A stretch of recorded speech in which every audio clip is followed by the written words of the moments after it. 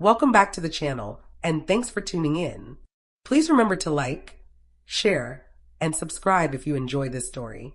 The city lights of Jennings blurred outside Jasmine's 15-story office window, each distant twinkle a reminder of the vibrant, bustling life she rarely participated in. At 28, Jasmine Vance was a rising star in corporate law, her intellect as sharp as her meticulously tailored suits. She thrived on legal briefs and courtroom victories, but her personal life was a stark contrast to her professional triumphs. For the past year and a half, Jasmine had been celibate, a self-imposed exile from intimacy after a particularly messy and public breakup. It wasn't a conscious decision for monastic living, more an unspoken agreement with herself that until someone truly understood her, until someone could match her intensity and quiet ambition, the complications of romance were simply not worth the distraction. Her friends, a well-meaning but often clueless bunch, offered endless advice. You just need to put yourself out there, Jazz, or maybe lower your standards a little. But Jasmine knew her standards weren't high. They were simply specific. She craved depth, an intellectual sparring partner, someone who saw beyond the composed lawyer and into the fiercely passionate woman beneath. One particularly grueling Tuesday, after a particularly draining deposition, Jasmine found herself scrolling through an obscure online forum dedicated to historical legal precedents, a niche interest, even for her. A new post caught her eye, the unjust imprisonment of Lady Eleanor, a case study in miscarriage of justice. The analysis was brilliant, a nuanced breakdown of centuries-old common law, laced with a subtle wit that made Jasmine actually crack a smile. The author's username, Lexaderna. Over the next few weeks, Jasmine and Lexaderna engaged in a silent, intellectual dance across the forum. Their discussions escalated from polite disagreements to vigorous, exhilarating debates, each proving the other's equal in legal acumen and historical knowledge. Jasmine found herself looking forward to these late-night exchanges, a spark igniting within her that had been dormant for far too long. She even started leaving her office a little earlier, eager to get home and see if Lexaderna had responded. Then came the message that sent a jolt through her system. I'm in St. Louis for a conference next month. It would be an honor to continue our debate over coffee. If you're interested, I'm speaking at the Federal Bar Association's annual symposium. My name is Daniel Albright. Jasmine's heart hammered against her ribs. Daniel, not some faceless online persona, but a real person, a potential connection. The thought was both terrifying and exhilarating. She quickly looked him up. Daniel Albright, 30, a legal historian from Georgetown University, with a string of published papers and a reputation for captivating lectures. His photo showed a man with kind eyes and a disarmingly warm smile, a stark contrast to the stern faces she usually encountered in her professional world. The day of the symposium arrived, heavy with anticipation.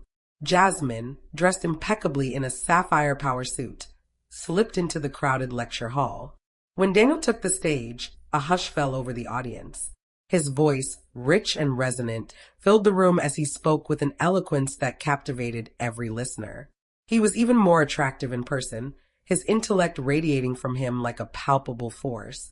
After his lecture, Jasmine, surprisingly nervous, approached him.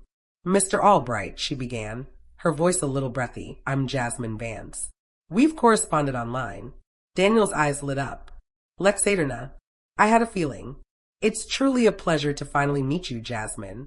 His smile was even warmer up close, and his hand, when he extended it, was strong and reassuring. Their coffee meeting stretched into dinner, then into late-night walks through Forest Park. They talked for hours about everything and nothing. Law, history, their deepest aspirations, their quiet fears. Daniel wasn't just intellectually stimulating. He was genuinely kind, a patient listener who made her feel seen, truly seen, for the first time in years. He met her gaze with an unwavering intensity that both thrilled and calmed her. He had a way of challenging her arguments without ever diminishing her, a rare quality she cherished. A few weeks later, Daniel had to return to Georgetown. The goodbye was difficult, a bittersweet ache in Jasmine's chest. They promised to stay in touch, and they did, their calls and video chats becoming a regular fixture in their lives. The distance was challenging, but it also allowed their connection to deepen, built on a foundation of respect and shared intellect. Then came the call that threatened to shatter their fragile connection. Daniel was offered a prestigious visiting professorship at Washington University in St. Louis, but the terms were complicated, requiring him to take a significant pay cut and postpone a major research project. He was torn. Jasmine, he confessed one night, his voice heavy, I don't know what to do. This opportunity is amazing, but the financial implications and my research. A cold dread gripped Jasmine. Was this it? Would their budding romance wither under the harsh realities of life? In a moment of sheer courage, a leap of faith she hadn't known she possessed, Jasmine spoke, her voice clear and strong. Daniel, she said, I have an idea. My firm is expanding its pro bono department. We're looking for someone with your unique expertise in historical legal research. It wouldn't be full-time, but it would offer a competitive salary and allow you the flexibility to pursue your research. A stunned silence filled the line. Then, Daniel's voice, full of wonder, Jasmine, are you serious? Completely, she affirmed, a hopeful smile spreading across her face. It's a perfect fit, and it would mean you'd be here. The following weeks were a whirlwind of interviews and negotiations, culminating in Daniel accepting the position. The day he arrived back in St. Louis, this time for good, Jasmine met him at the airport. As he walked through the arrival gate, their eyes met, and in that moment, the world outside them seemed to fade away. He dropped his bags and pulled her into a long, tender embrace. You changed everything, Jasmine, he murmured into her hair. We changed everything, Daniel, she corrected, her voice thick with emotion. They found a small, charming apartment together near Forest Park, its windows overlooking the very paths where they'd shared their first late-night conversations. Their life together unfolded beautifully, a harmonious blend of shared intellect and quiet affection. Daniel's presence in her life was like a missing piece clicking into place.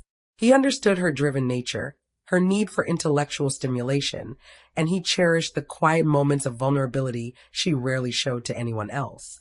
One evening, as they sat on their balcony, the city lights twinkling around them, Daniel turned to her, his eyes serious.